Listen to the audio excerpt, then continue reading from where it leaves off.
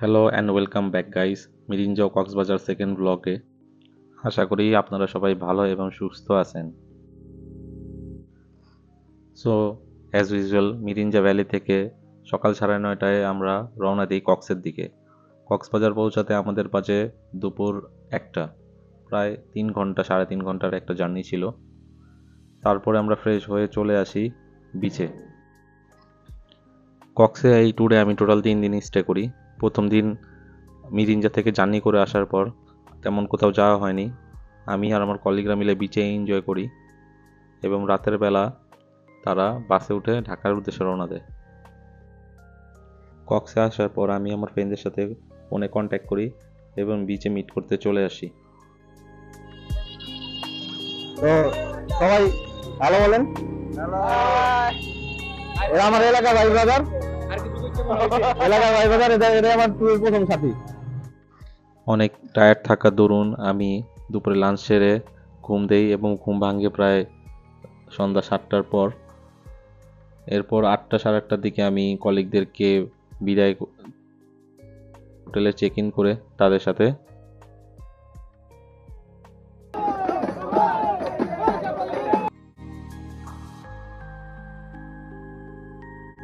রাতের বেলা বিচের সাথে লাইভ মিউজিকটা উপভোগ করি। পরের দিন আমরা সবাই খুব দ্রুত ঘুম থেকে উঠে পড়ি এবং রেডি হয়ে নাস্তা সেরে বাইক হায়ার করে রওনা দিই আমাদের কাঙ্ক্ষিত স্পটের দিকে। প্রথম দিন রাত্রেই আমরা বাইক যারা রেন্ট দেয় তাদের সাথে আলাপ করে অ্যাডভান্স করে রাখি এবং সকাল 8টার টাইম দিই আমরা বাইক নিয়ে বের হব।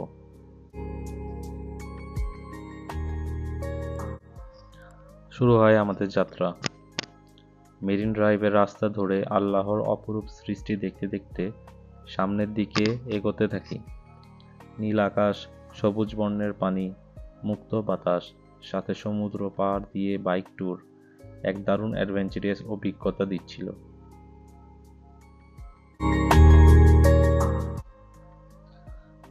বাইক চলাকালেই নিজের ও ফ্রেন্ডের ভিডিও রেকর্ড করি। খুব বাতাস ছিল, মোবাইলটা ধরে রাখা প্রায় অসম্ভব ব্যাপার ছিল, তবুও কষ্ট করে ভিডিওটা রেকর্ড করি। মজার ব্যাপার হলো আমার ফ্রেন্ড কি সাইন দিল আমি বুঝলাম না। আপনাদের উদ্দেশ্যে হাই বললো নাকি মোবাইলকে রেখে দিতে বলল। প্রায় দীর্ঘ 2 ঘন্টার পথ অতিক্রম করে আমরা টেকনাফ পৌঁছাই। এর মাঝে 2বার ব্রেকও নেই। রাস্তা থেকে ফল টল ডাব এগুলো খাই আর কি।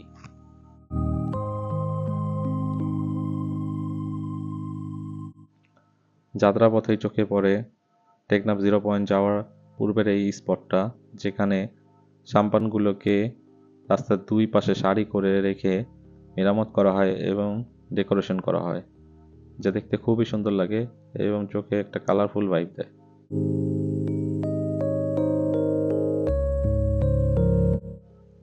সো এখন আমরা আমাদের কাঙ্ক্ষিত স্পট শাহাপুরী দ্বীপের এন্ট্রান্স দিয়ে প্রবেশ করলাম। এটা আসলে একটা গ্রাম। গ্রামের শেষেই শাহাপুরী দ্বীপ এবং জেটিঘাট।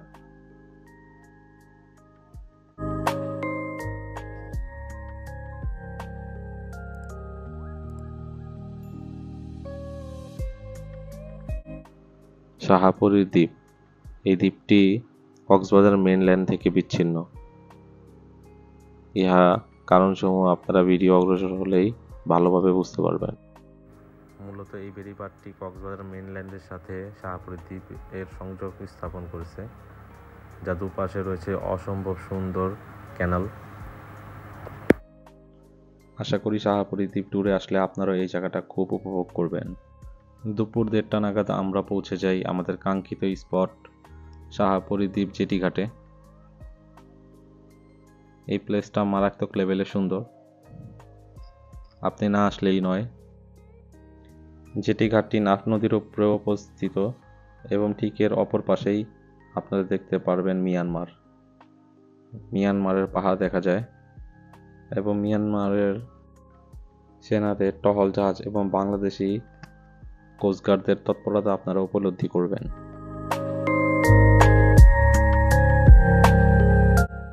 সুযোগ করে এই অঞ্চলের লোকজনের সাথে আলাপ করি এবং তাদের থেকে জানতে পারি যে প্রায়শই মিয়ানমার থেকে প্রচুর গোলাগুলি শব্দ এখানে ভেসে আসে। তো বোঝাই যাচ্ছে এটা একটা সেন্সিটিভ স্পট। গাইস, আমরা যেদিন শাহপরী দ্বীপ ভিজিট করি ওই দিন ছিল প্রচুর প্রবহমান বাতাস এবং নাফ নদী ছিল প্রচুর উত্তাল।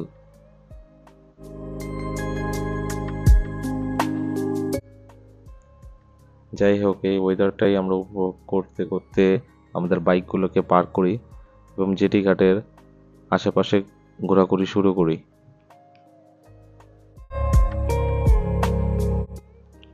আসলে একটা জেটি ঘাটে দেখার মতো তেমন কিছু থাকে না, তবুও আমরা এই প্লেসটাতে প্রায় 75 মিনিট স্পেন্ড করে ফেলি।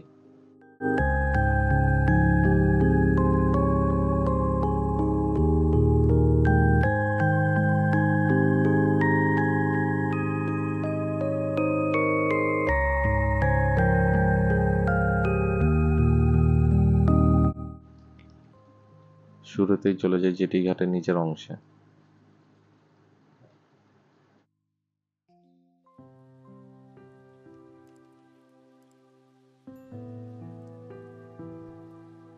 এরপর চলে আসি জেটি ঘাটের ডান পাশে। আসলে জেটি ঘাটের উভয় পাশ থেকেই ভিডিও শ্যুট করি, ছবি তুলি, যেখান থেকে আসলে ভালো ভিউ পাওয়া যায়। ভিডিওগ্রাফির এক পর্যায়ে আমি আমার ফ্রেন্ড বাবু ভাইকে বলি যে আমার কিছু ভালো রিলস শ্যুট করে দেন, আর উনি আমাকে এই পানি রিলস শ্যুট করে দেয়। অতঃপর আমরা জেটি ঘাট থেকে হালকা পাতলা নাস্তা পানি সেরে রওনা দিই কক্সবাজারের উদ্দেশ্যে। গাইস, কক্সবাজার তো এই নিয়ে আমার প্রায় 7-8 বার আসা হলো। কক্সবাজারের প্রায় সকল পরিচিত লোকাল স্পটগুলো আমি ঘুরছি, বাট এইবার এই ট্যুরে চিন্তা করলাম যে কিছু এক্সক্লুসিভ স্পট ঘুরি। আস্তে আস্তে দুপুর গড়িয়ে বিকেল হয়ে আসে। প্রায় সন্ধ্যার কাছাকাছি সময়ে আমরা চলে আসি জামান রেস্টুরেন্ট অ্যান্ড কাবাব হোটেলে। এখানে আমার এক ফ্রেন্ড সাজেস্ট করে যে এখানকার মির্জান নাকি অথেন্টিক এবং খুব মজার। তো আমরা এখানে দুপুরে লাঞ্চটা করতে চলে আসি। তারা আমাদেরকে ওয়েলকাম ড্রিঙ্কস হিসেবে পেঁপে জুস সার্ভ করে, আর আসলেই খাবারগুলো ছিল খুব সুস্বাদু, মজার এবং দেখতে লোভনীয়। আপনারা যদি কক্সবাজার আসেন অবশ্যই জামান হোটেল অ্যান্ড কাবাব রেস্টুরেন্টে আসবেন এবং এই অথেন্টিক মির্জানের স্বাদ উপভোগ করবেন। ডে 2 শেষ, এখন ডে 3 এর পালা। ডে 3-তে আমরা আবারও সকাল সকাল উঠে বাইক হায়ার করে চলে যাই কক্সবাজার ও বান্দরবন সংলগ্ন ডুরডুরাং বর্ডারের কাছে। পাহাড়ি আঁকা বাঁকা রাস্তা এবং প্রচুর বাতাস, এগুলো মিলে আমরা খুব এনজয় করতেছিলাম। আমাদের এইবারও কক্সবাজার সফরে 3 দিনের মধ্যে 2 দিনই ছিল অ্যাডভেঞ্চারিয়াস। 2 দিনই আমরা বাইক নিয়ে বেরিয়ে পড়ি। খুব দূর দূরান্তে কক্সবাজারের একরকম 2 দিন 2 জায়গা শেষ সীমানায় চলে যাই। গাইস, আজকে আমাদের সফরের মেন স্পট হলো এই আকিজ গ্রুপের কুমিরের খামার।